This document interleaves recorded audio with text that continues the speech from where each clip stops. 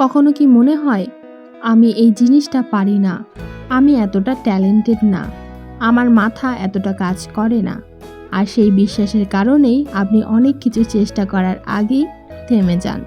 তখন ধীরে ধীরে একটা ভয় তৈরি হয়, নতুন কিছু শুরু করলে যদি ব্যর্থ হই, যদি প্রমাণ হয় যে আমি আসলে ততটা ভালো না।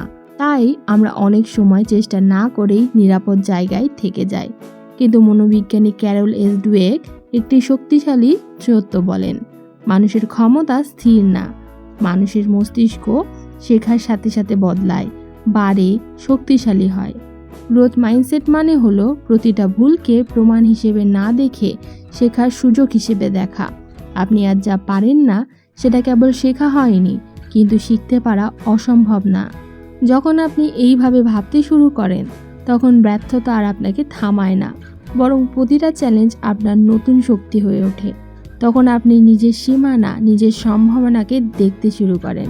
যদি কখনো মনে হয় আপনি যথেষ্ট ভালো না, তাহলে এই বইটা আপনার জন্যই, মাইন্ডসেট বাই ক্যারল এস ডুয়েক। আজই শুনুন পুরো অডিও বুকটি মাইন্ড সামারি বাই স্বর্ণালী চ্যানেলে। অর্থাৎ আপনি এখনও পারেন না মানে আপনি কোনোদিনই পারবেন না এমন না।